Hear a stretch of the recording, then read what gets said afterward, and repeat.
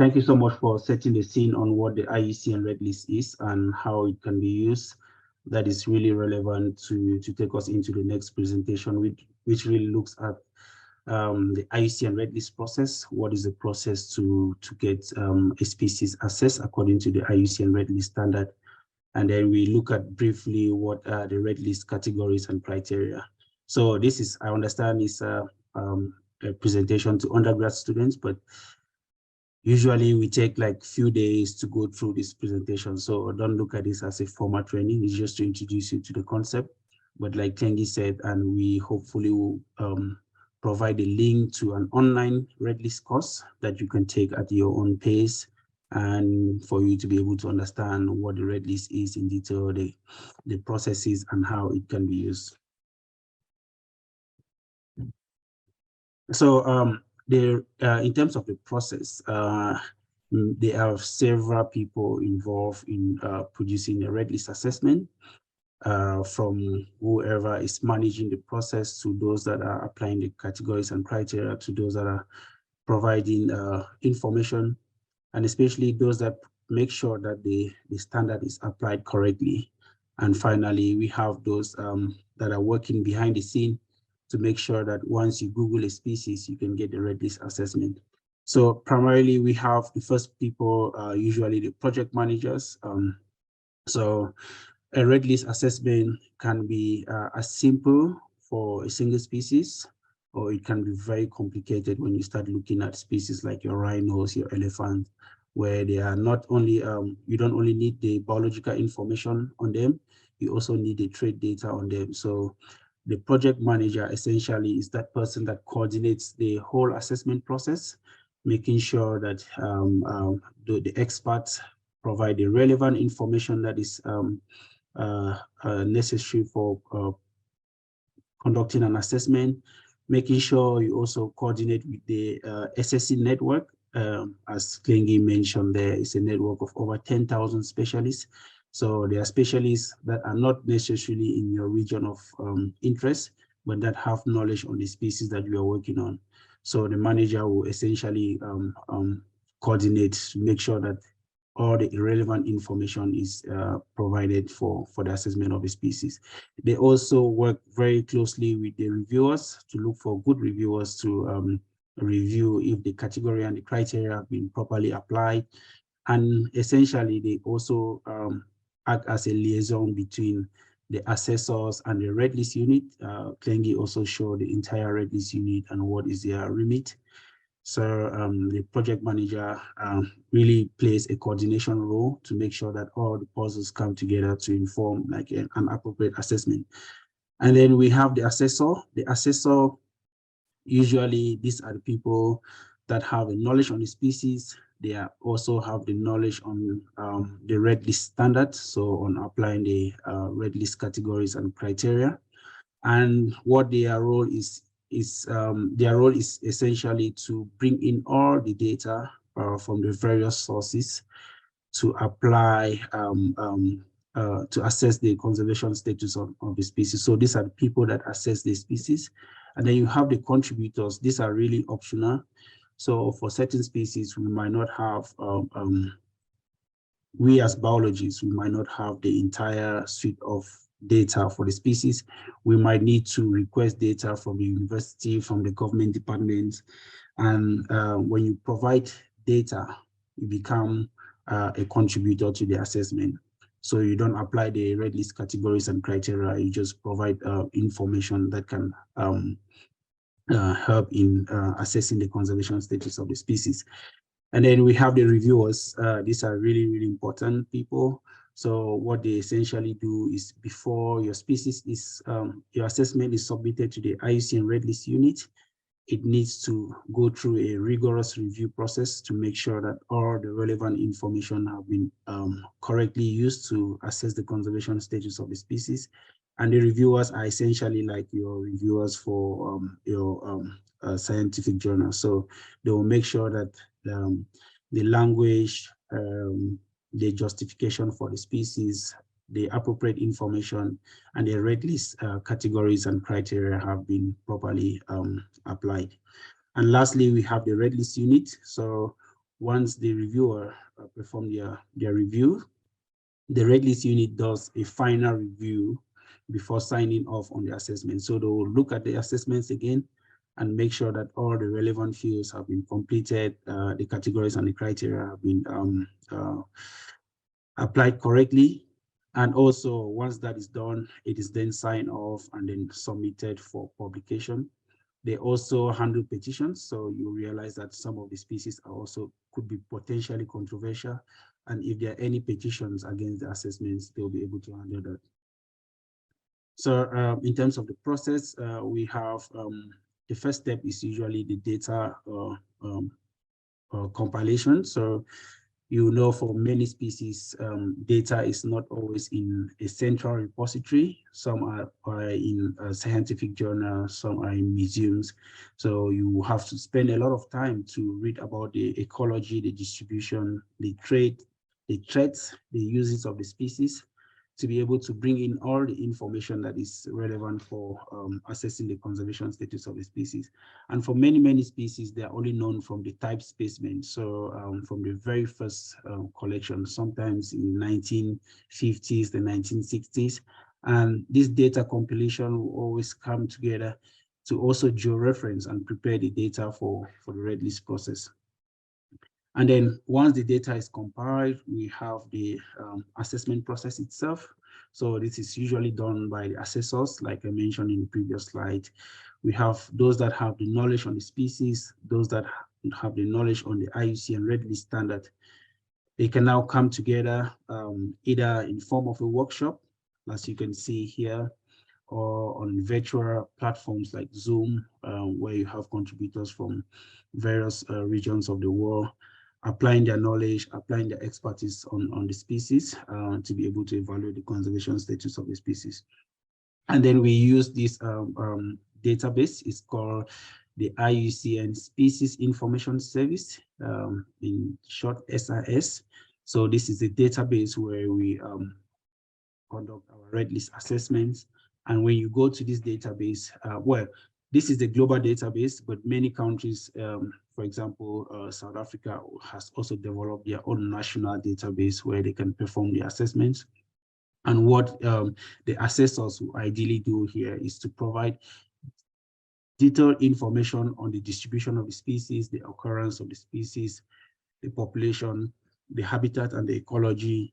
They use the traits, any conservation actions that are in place or needed for the species, any ecosystem services that the species provide, and then finally applying the red list categories and criteria. So it looks very cumbersome. It takes from few hours to many days or weeks or years to complete a red list assessment, because you have to provide all this information as detailed as possible. But once the information is all in place, the system is so clever in the sense that it can pull out the quantitative thresholds to give you the appropriate red list category and criteria for the species. So once the assessor has completed the information in SIS, it is now sent off to a reviewer that will review the assessment. As you can see here, these are names of reviewer that review this particular species. And then there's a status here that is either says passed, that they are happy with the assessment, or rejected, or returned to the assessors. And then you have a date when the species was reviewed. So the final assessment is then submitted to the IUCN red list unit. Klengi also highlighted what their role is. And the red list unit, once they're happy, will then publish the assessments on the IUCN red list of threatened species.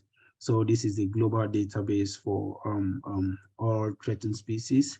And many countries have also now developed their own databases for national red lists of species.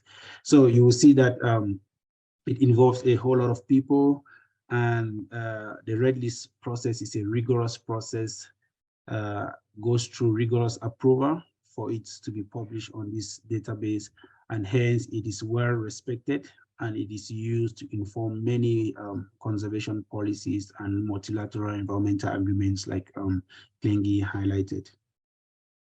So in terms of the final checks, so you see sometimes this is what happened. They'll put comments on particular sections of the species, sometimes querying the criteria or the category that has been used. Sometimes it's just spelling mistakes, sometimes asking you for more justification. And it is sent back to the reviewer to correct those before it is now published on the website. So you see, for those of you that are also entrenched in this process, it almost looks very similar to a scientific article. And Klengi said they highlighted that the IUCN Red List is also has an online scientific journal. Once these species are published on the IUCN website, you can then reference them, you can use them, you can cite them in your own work. So that is it for the process. But in terms of the category, I'm just going to try and hide this. Hide video panel. Okay. In terms of the red list, IUCN red list categories, we have 9 categories at a global level. But we also do have additional categories based on whether you are dealing at you're looking at national red listing or you want to include other categories. And this is just a brief introduction. Like I said, we do not have much time.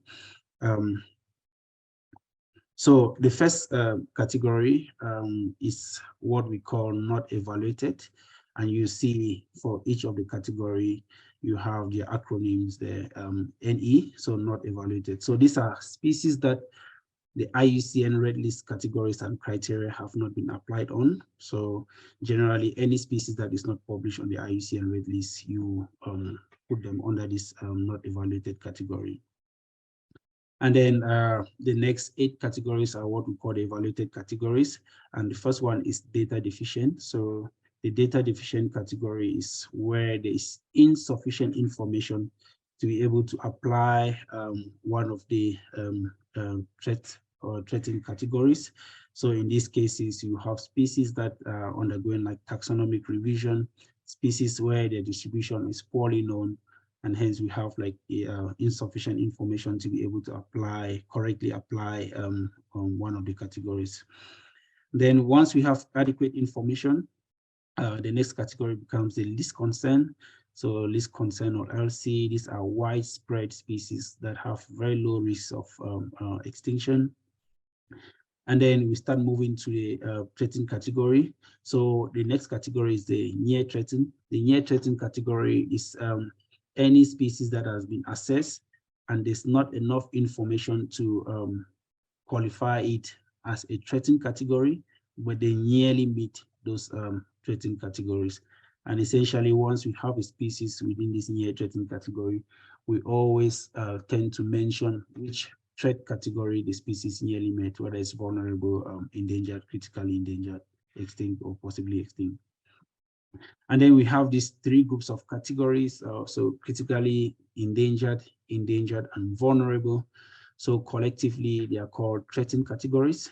Klengi also mentioned from her presentation that there's a misconception about the IUCN Red List of threatened species. It doesn't include only threatened species. Like you see, we have least concern species, we have data deficient species, we have not evaluated species. So it's called threatened, IUCN Red List of threatened species because it really wants to highlight these 3 categories. And these 3 categories are collectively known as the threatened category. The first one is critically endangered. So when you've applied the IUCN criteria, A to E, we're going to look at them in the next slide. And there's not there's sufficient information in terms of the threshold that shows that the species is facing extremely high risks of extinction, then it will be considered as a critically endangered. An endangered species is any species that is facing a very high risk of extinction. And then a vulnerable species is any species that is facing a high risk of extinction. So this one, the difference here is just the extremely high risk of extinction, high risk of extinction. and then very high risks of extinction, and lastly, high risks of extinction. Before we move into the other categories, we have a possible, this is not really a category on its own, but it could potentially trigger a status that will qualify them either to the next status, which is really worst. So this is possibly extinct, and these are species that could be possibly extinct or critically endangered, possibly extinct, or critically endangered, possibly extinct in the wild. So you have a whole lot of analysis to be able to show that this a species meet this kind of category. And then next, the 8th category is the extinct in the wild. So these are species that are only found in captivity. So there's no reasonable information to show that the species still exist in the wild. They're only in captivity. So you generally find this kind of species in your zoos, in your aquaria, and in your botanic gardens. And the last category is extinct. So these are species where there's no reasonable doubt that the last individual has died. So there's no information that we have the species in the wild or in captivity. So collectively, those are the 9 categories, but when we start looking at like national red list, there are other categories, and I really encourage you to look at the online IUCN red list training course, where you can get more information on this. So it just shows you the increasing risks of extinction. And like Klingi mentioned in her presentation, the IUCN red list estimates the relative risks of extinction, or the likelihood that a species is going to go extinct. Okay, so now we start looking at the criteria. And in terms of the criteria, usually we look at, this is for any species. When you go to the IUCN red list, you will see this as the code for the species. And once you see this as someone that is knowledgeable with IUCN red list categories and criteria, you ideally know what this species is going through. So the CR here is critically endangered, and then A2, ACE, B1, AB, sub 3. These are all criteria and sub-criteria. And once you look at this, A, we'll look at this more in detail in the next slide. A is more, the species has been assessed based on population, and then B is been, the geographic range for the species has been used to categorize the species as critically endangered. So this is the nature of the criteria that we're discussing. Like A looks at population reduction, either in the past, currently, or in the future. B looks at geographic range in the form of area of occupancy or extent of occurrence. So those are the 2 parameters that are used to categorize a species under B. And C looks at small population size that are declining. D looks at very small or restricted population. And E looks at quantitative analysis, such as population viability analysis. So the criteria A to E signifies different ways in which a species can be at risk of extinction. And these are the criteria that we use to qualify the threatened categories for species based on the various quantitative thresholds that we're going to see soon. So why do we use like this multiple criteria A to E? Not all of the criteria are suitable for all taxa. So for certain species, we only have information on the geographic range. We don't have enough population information. For certain taxa, we have population on the number of mature individuals, population viability analysis to be able to inform criterion E. So not all the criteria will be suitable for all the taxa. And again, this is really, really important. All taxa, every species that you try to assess must be evaluated against all the 5 criteria A to E. So once you have your species, you look at if you have population information, and then you apply A.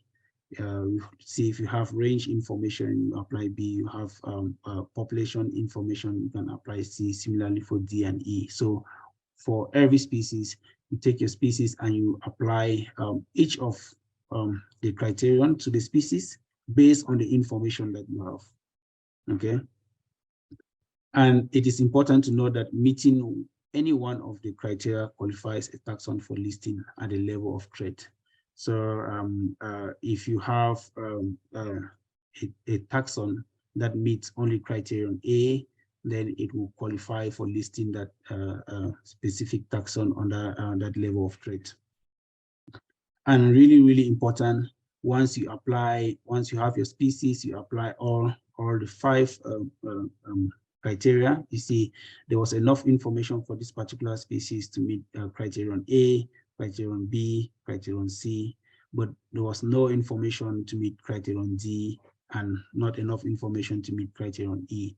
So we apply, we have our species, we apply all the criteria, but for all the criteria met at the highest level should be listed. So for this species, we only need, if endangered is the highest level of threat, then we will choose only the endangered